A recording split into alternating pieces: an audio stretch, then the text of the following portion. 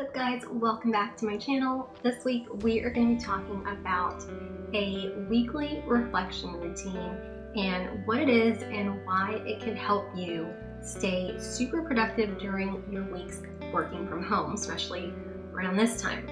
So I'm going to be showing you my desktop and just minimize my video. So let me log into my calendar so that you guys can see what I'm seeing. Okay, so the weekly review I do every Saturday to prepare myself for the week ahead. So the first thing that I do is I go into my Google Calendar and I look at what my next week looks like and what my upcoming appointments are. So basically what I'm doing is I'm just looking at my schedule, making sure that I don't have any conflicting appointments, and if I do, I figure out how to reschedule some appointments and just work my schedule around so that I am making sure that I have time set for everything that needs to get done, and any appointments, set appointments, get first dibs. Like, that is the most urgent thing. So that's the first thing that I focus on, are set appointments. Now, right now, I don't really have very many appointments because we are quarantined and we're not going anywhere, but I do have some video chat calls that I schedule, so those are counted as appointments on my calendar. So that's the first thing that you want to do during your weekly review, is to pay attention to what appointments you have for the upcoming week. So the next thing that I do is I will brain dump anything that needs to get done next week that is not already on my calendar. And I actually have a separate journal that I use as my brain dump journal. So anytime an idea pops into my head, I write it down, or anytime a task that I just thought of that needs to get done, I will put it in here. Even things like I need to add something to my grocery list, but I don't have my phone on me, or this is always with me. So I will write anything down in here that I don't want to forget. And so during my weekly review, I will write down anything that I can think of that I want to get done this week. So that's the second thing, is to brain dump all of the tasks that you want to get done this week and any projects that you're wanting to work on. The third thing that I like to do is I like to go back a week and I like to look at my past week. And the things that I look for are, where did I spend the most time? So I look at my calendar because everything that I do is on my calendar. Anything, any projects, any video chats, any appointments, any, even my morning routine, my evening routine are time blocked on my calendar so that I know exactly what I was working on and when, and then I can look back and see what did I spend the most time on this week. And then I also look for any big wins. What did I accomplish last week that was a big win for me? And I will write that down. And then I also like to ask myself, where could I have done better? What could I have done better on last week that I didn't get to? Or did I finish something but I wasn't really happy with the results? So I just kind of look at what my last week looked like and what I could have done better. And then I will ask myself what I can do this week to make that better. So if, for instance, there was a task on last week's to-do list that didn't get done, or it got partially done, I can ask myself, okay, what can I do this week to make that better? What can I do this week to make sure that I accomplished that task? Should I set it as the first task that I do every morning so that I know that for sure it's gonna get done? Or do I maybe need to book out more time to work on it than what I originally gave myself?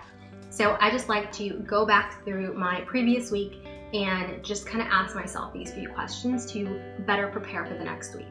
The fourth thing is I like to add something to every week that I just want to do. So it's not necessarily a task or a project or something that's work related, but just something fun that you would like to do this week.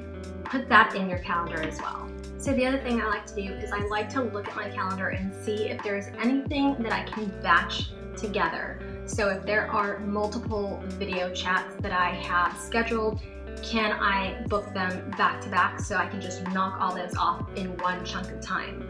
Or if there are errands that I need to run, can I batch all of those together so that I'm not going back and forth and I'm just getting all of that done in one chunk of time?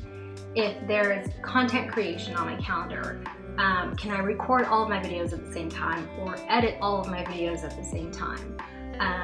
Or even write blog posts, just spend a good hour or 2 or 3 just writing up enough blog posts for the rest of the month. So for me, this is just the most efficient way to do it, is to just chunk all of your like items together and knock all of those out at one time. The next thing I like to do is I like to look at my goals that I set for this quarter and ask myself if I am making progress towards those goals. And then I will put something on my calendar for this upcoming week that will move that needle forward towards accomplishing those goals. So for me, the first 3 things on my to-do list are always goal-related items, unless there are personal or other items that are just really urgent and have to get done that day. Otherwise, the first 3 tasks of every day is goal-related. So I know that the first thing I'm getting done is helping me move that needle forward towards accomplishing my goals. And then that kind of goes into my next tip, which is to list out the top 6 things that you want to do the upcoming Monday. So the first 3 I like to make goal-related tasks, and then the next 3 are other things that I would like to get done that day but aren't specifically related to my goals. And for me, I just use another journal. I love these journals. I use them for so many different things. And I have separate journals for everything. So I've got a brainstorm journal. I have a journal that I just write my thoughts in. I have a top 10 journal where I write down all my goals, my quarterly goals, and steps on how to accomplish them. And then I have my little planner journal where I write down all the things that need to get done. So the first 3 things that I write down are goal related, and then the last 3 are just other tasks that I would like to get done this week. Next is to time block your week. So go through your calendar and see where you can place these things that you want to get done. So for instance, right now I'm recording this YouTube video and I've time blocked it right there, so I know this is designated time that I'm going to be working on my video. And then I've got a designated time to do a Facebook Live, designated time to record a pantry video, which is a different video that I'm recording. So I've got a Google Meet right here. This is an online video chat. This is another one right here, but I even put in my lunch, when I'm going to take my lunch, when I am working on education, so that these are educational right here. FEA, I'm a member of the FEA, and I like to go through the members bundle and just expand my knowledge continually. So every single day I do something to expand my knowledge. And then I've got my morning routine on here. I've got my evening routine. I even have sleep on there. I like to time block everything so that I know that when I write down my list of things I want to get done, I'm not overextending myself, and I'm making sure that I'm setting myself up for success by time blocking when I'm going to do these things, so that I know that I have enough time to do them and I'm not putting more on my plate than I need to. And then the last tip that I have for you is to plan out your meals for the week, so that it's not a last minute thing that you're trying to figure out the day of. So I even plug those into my calendar. So I've got here stewed potatoes. Saturdays are leftovers or restaurant days. Right now we can't go to a restaurant, so this will be a leftovers day.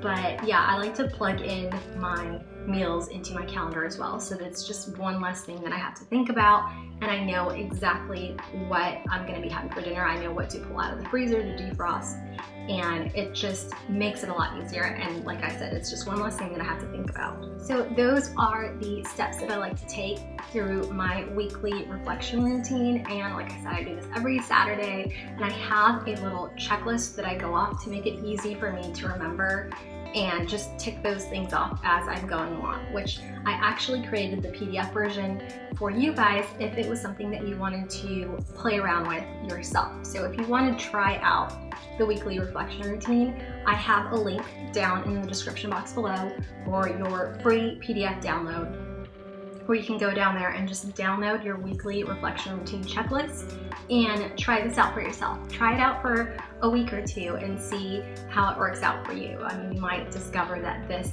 helps you be more productive as well. I know for me, it absolutely does, which is why I make sure that I do it every single Saturday.